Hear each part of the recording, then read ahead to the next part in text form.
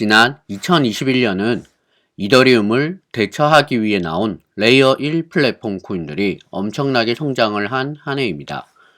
레이어 1 코인들 중 1티어로 불리는 코인들은 이더리움, BNB, 솔라나, 루나, 아발란체 정도가 있습니다. 오늘은 1티어 레이어 1 코인들을 비교 분석해 보는 시간을 가지도록 하겠습니다.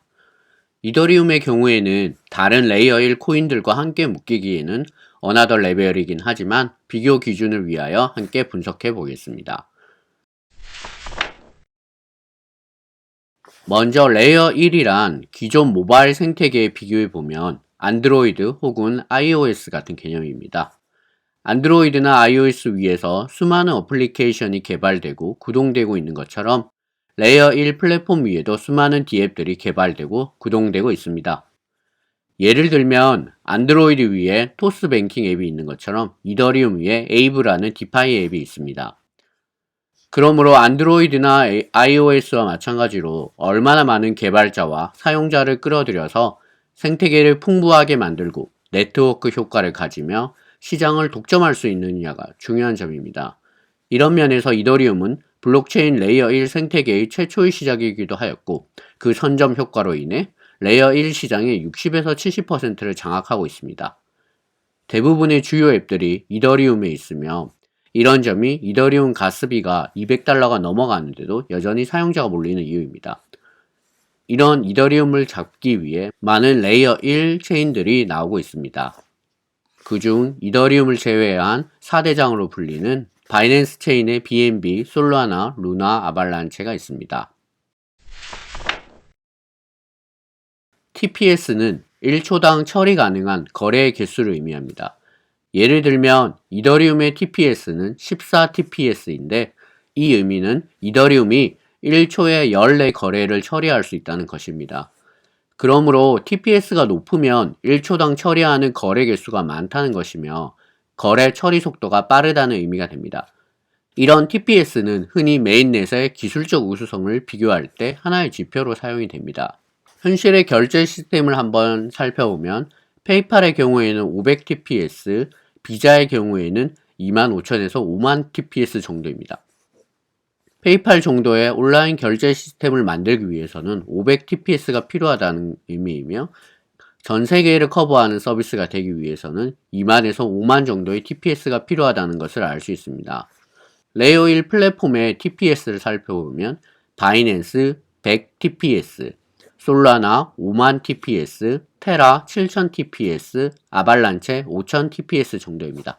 대체적으로 현재 결제 시스템보다 블록체인의 결제 시스템의 TPS가 많이 떨어진다는 것을 알 수 있습니다. 이는 블록체인 자체가 신생 기술이다 보니 기술의 발전이 미약한 점도 있지만 하나의 거래를 다수의 검증자가 거래해야 하는 블록체인의 핵심 이념 때문이기도 합니다. 바이낸스의 경우 100TPS로 2세대 체인으로서는 매우 낮은 편에 속하며 솔라나의 경우 5만 TPS로 비자와 동등한 성능을 보여주고 있습니다. 하지만 이런 TPS의 수는 개발사가 직접 밝힌 수치이며 솔라나의 경우에는 작년 거래가 많이 몰리며 하루 동안 체인이 멈추기도 하였습니다. 그래서 이런 수치와 실제적인 성능은 다소 차이가 난다는 점을 고려해야 합니다.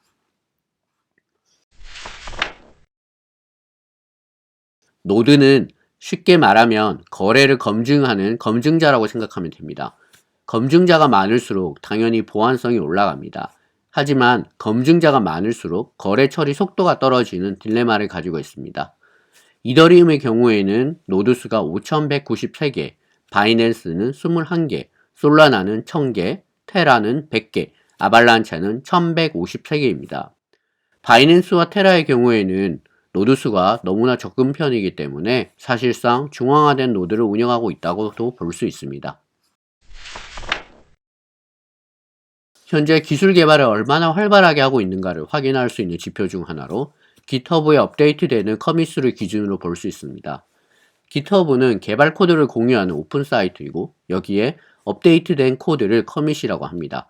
즉 커밋수가 많으면 개발의 업데이트가 활발하게 이루어지고 있다고 생각할 수 있습니다.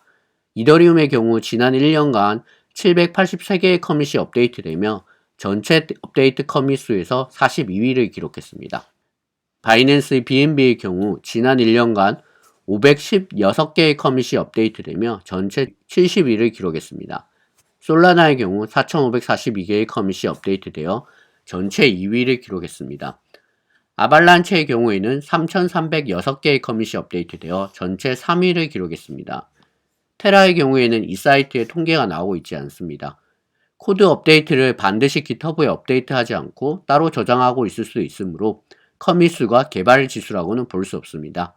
하지만 위의 통계를 보면 솔라나와 아발란체가 매우 활발하게 개발을 하고 있다는 것을 알 수 있습니다. 레이어 1들의 초기 투자 자금을 살펴보면 솔라나의 경우 335만 달러, 테라는 182만 달러, 아발란체는 290만 달러의 총 투자금을 유치했습니다. 그리고 바이낸스 체인의 경우에는 바이낸스 거래소와 연결되어 있어 BSC 체인으로 투자 유치한 금액을 알 수는 없습니다. 2022년 1월 1일 기준으로 이더리움은 시총순위 2위 4,440억 달러, 바이낸스 코인은 시총순위 3위 872억 달러, 솔라나는 시총순위 5위 535억 달러, 루나는 시총순위 9위 319억 달러, 아발란체는 시총순위 11위 266억 달러입니다. 대부분 시총순위가 10위권 내에 드는 무게가 무거운 코인들입니다. 루나와 아발란체의 경우 아직은 바이낸스나 솔라나에 비해서는 시총이 가벼운 편입니다. 2021년 한 해 동안의 가격 상승 정도를 살펴보면 이더리움은 1년 전 733달러에서 3,730달러로 상승하며 약 433%가 상승했습니다. BNB의 경우에는 1년 전 37달러에서 519달러가 되며 약 1300% 상승했습니다. 솔라나의 경우에는 1.84달러에서 173달러가 되며 약 9300% 상승했습니다. 루나는 0.64달러에서 89달러가 되며 13800% 상승했습니다. 아발란체는 3.67달러에서 110달러가 되며 2900% 상승했습니다.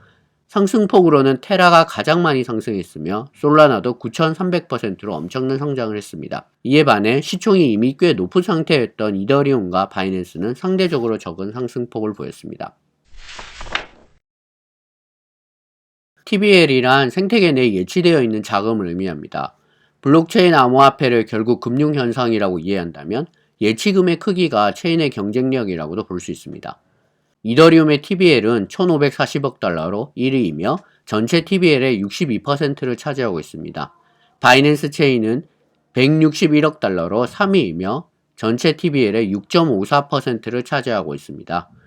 솔라나는 112억 달러로 5위이며 전체 TBL의 4.57%, 테라는 185억 달러로 2위이며 전체 TBL의 7.53%, 아발란체는 117억 달러로 4위이며 전체 TBL의 4.75%입니다.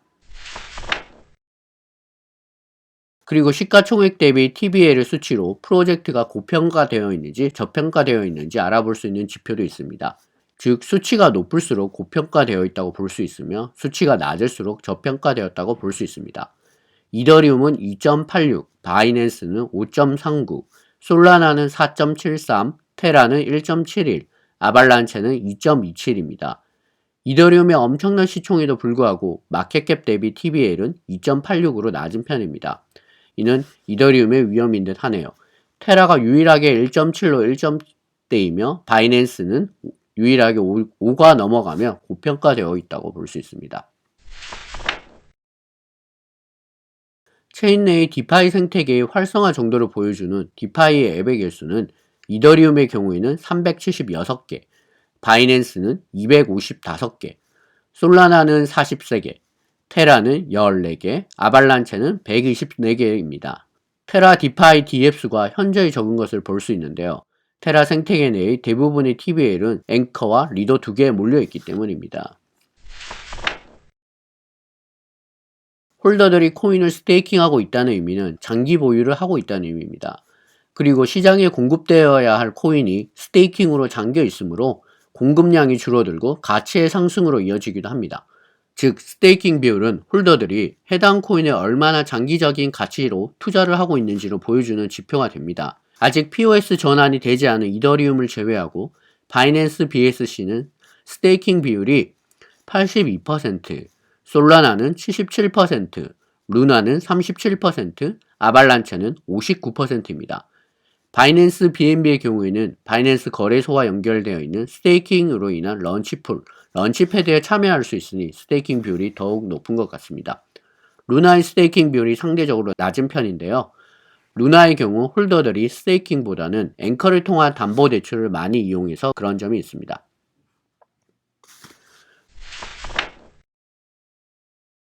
위에서 살펴본 10가지 항목들의 4가지 코인의 평균 순위를 구해봤습니다.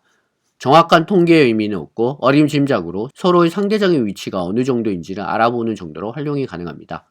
이더리움은 제외하였고요. 4가지 코인의 평균 순위는 비슷하게 나왔습니다. 10가지 항목의 바이낸스의 평균 순위는 2.60, 솔라나는 2.40, 테라는 2.65, 아발란체는 2.20입니다. 순위 차이가 0.45 이상 나지 않아서 4가지 코인 모두 비슷한 점수를 얻었습니다. 굳이 따지자면 아발란체가 투자 매력이 조금 앞서 있는 정도입니다. 오늘은 레이어 1 체인들을 비교를 해보았는데요. 어느 특정한 코인을 선택하기보다는 이런 1티어 레이어 1 코인들을 ETF 개념으로 골고루 담아보는 것은 어떨까 라는 생각을 합니다. 감사합니다.